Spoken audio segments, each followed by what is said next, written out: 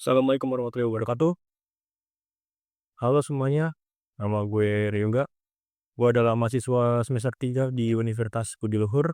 Dan mungkin beberapa dari kalian udah ngeliat video gue di TikTok kali ya. Dan akhirnya mampir ke sini juga gitu ya kan. Thank you buat kalian semua yang udah mampir gitu. Selamat datang di channel YouTube gue yang hanya terdapat satu video doang di sini.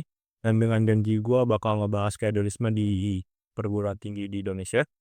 Namun di video kali ini gue gak cuma ngebahas feodalisme di perguruan tinggi doang. Gue juga ngebahas beberapa hal yang menurut gue penting banget buat kita semua dan udah gue bagi beberapa segmen gitu ya kan.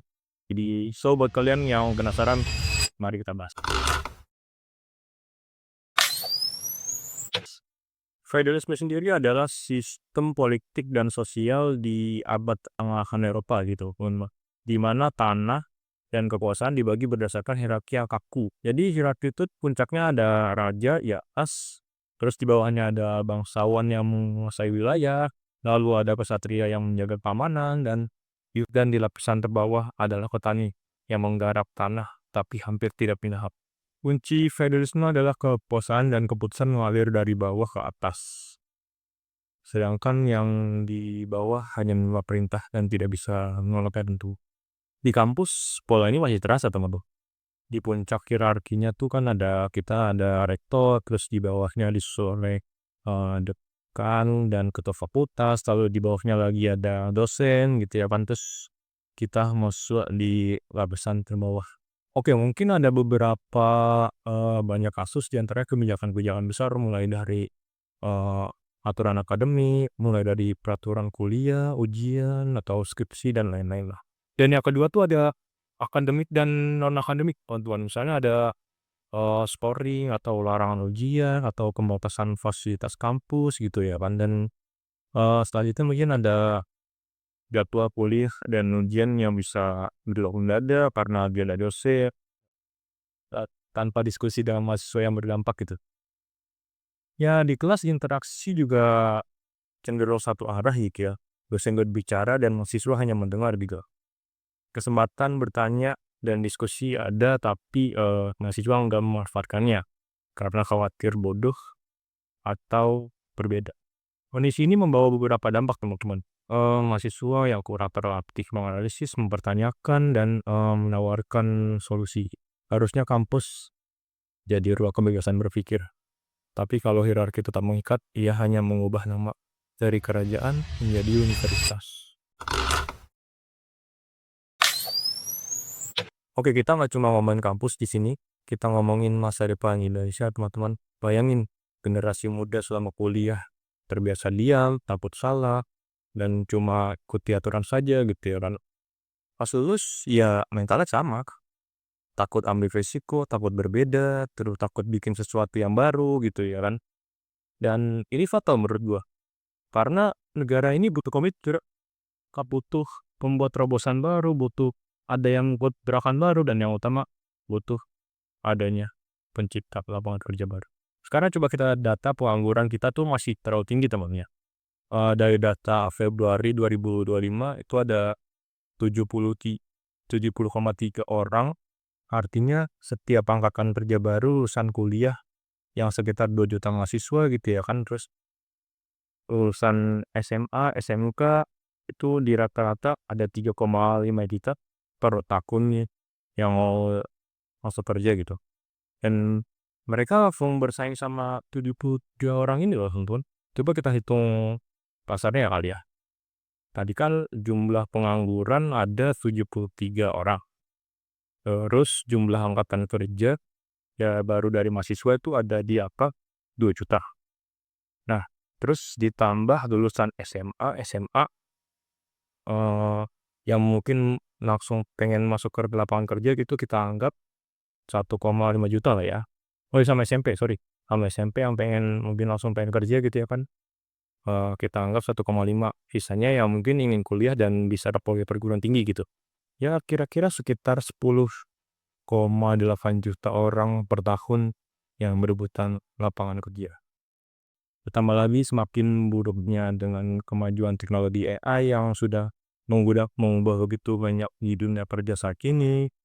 membuat persaingan semakin dekat dan banyak banget pekerjaan yang dulunya dikerjain sama manusia kini beralih ke mesin dan algoritma ya. Ya mungkin kita bisa mengutip di salah satu negara yaitu Finlandia, teman-teman. Rahasia kesuksesan pernikahan mereka tuh bukanlah kurikulum, melainkan undang-undang ketenaga kerjaan yang berpihak pada keluarga. Salah satu kebijakan mereka itu ibu yang baru melahirkan berhak cuti selama 13 bulan dengan gaji 100% tetap gitu. Tetap dibayar maksudnya. Yang artinya jika ada perempuan yang sedang bekerja dan melaporkan kehamilannya kepada atasan di Finlandia sana, maka dia berhak mendapatkan cuti tanpa adanya pemecatan. Sejak reformasi pada 2022 di Finlandia, total cuti yang diberikan di Finlandia itu ada 320 hari, teman-teman, yang artinya ya sekitar 2 tahunan lah ya, 2 tahunan satu bulan gitu untuk satu anak di Finlandia. Kebijakan ini memungkinkan ibu-ibu di sana untuk fokus merawat, menyusui, terus mendidik anaknya tanpa tekanan ekonomi di Finlandia gitu, teman-teman. Anak usia balita tuh sebenarnya bisa bertanya 100 sampai 200 pertanyaan di setiap hari ya, teman-teman. Heeh, dan ya pasti waktu kecil sering lah ya kayak gitu. Dan kalau ibunya punya waktu yang secara pikirannya tenang kan pasti mereka akan menjawab pertanyaan anak-anak itu, teman-teman. Contoh ya, "Mama, mama, kenapa langit warnanya biru?" Nah, dijelasin cara ilmiah. "Mama, mama, kenapa rambut mama panjang sedangkan ayah pendek?" Gitu. Nah, dijelaskan secara genetik oleh ibunya. Ya, semua pertanyaan itu bisa dijawab.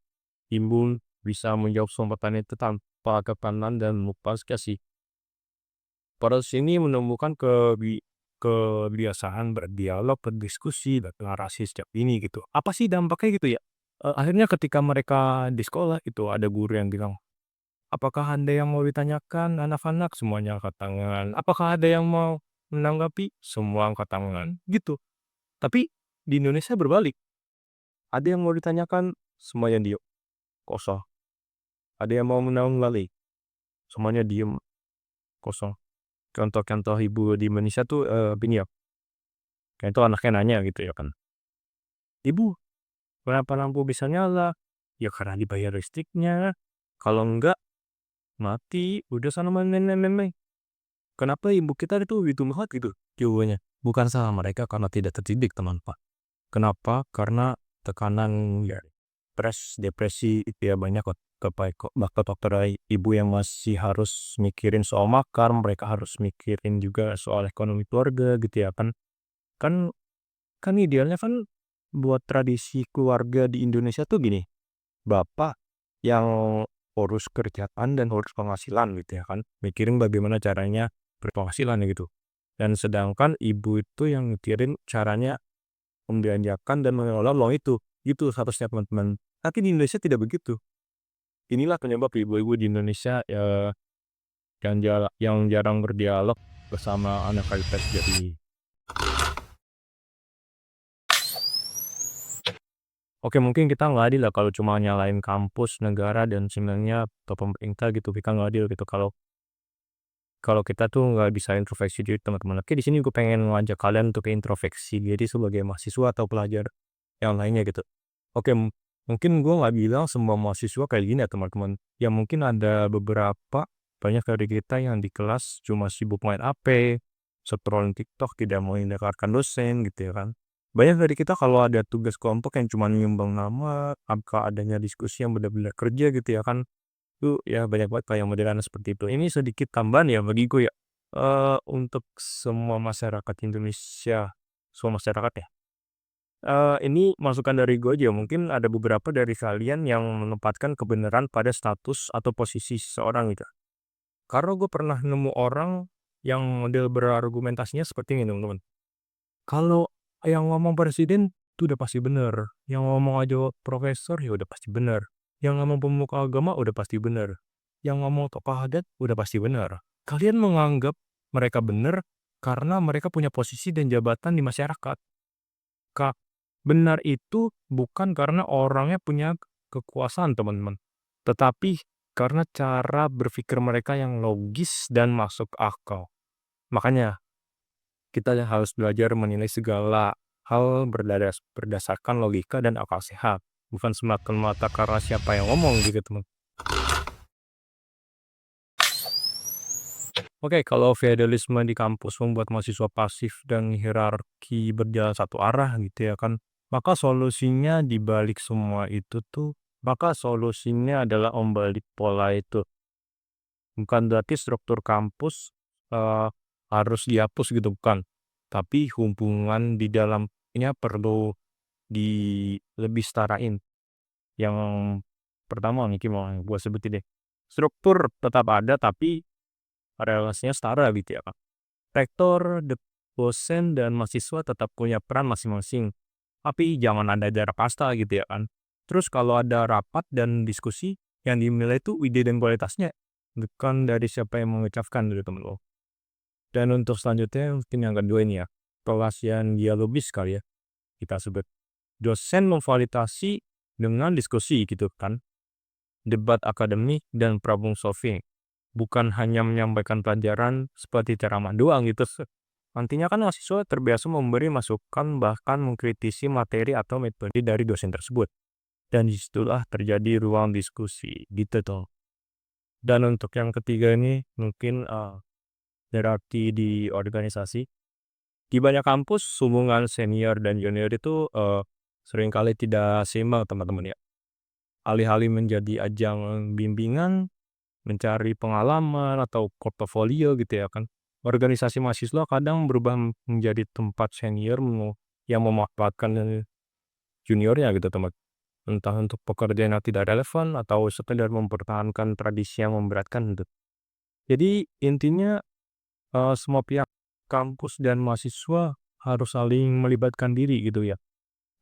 Kalau kita sama-sama aktif, sama-sama terbuka, sama-sama mendengarkan gitu ya kan, keputusan di kampus akan lebih adil sih. Dan untuk yang terakhir, harapan dariku ya teman-teman, kita harus berani menghapus feudalisme dari kampus Unima. Dampaknya bukan cuma di lingkungan universitas doang, tapi akan terasa di perekonomian nasional juga. Terus akhirnya lahir banyak pengusaha-pengusaha muda gitu ya kan. Lebih banyak orang yang riset, inovasi, terus lebih banyak orang yang membuka lapangan kerja gitu ya kan. Wah, bayangin Indonesia 10 sampai 20 tahun ke depan gitu ya kan, untuk Indonesia Emas benar-benar terwujud di 2045 gitu ya kan. Dipenuhi dengan generasi yang berpikir beda gitu ya kan, terus habis itu memimpin, terus habis itu mencipta gitu ya kan. Berani berinovasi gitu. Kalau bukan kita yang mulai sekarang, ya siap-siap aja akan nunggu banget. Gua Ryugat, thank you yang udah nonton sampai akhir. Wassalamualaikum warahmatullahi wabarakatuh. See you the next video.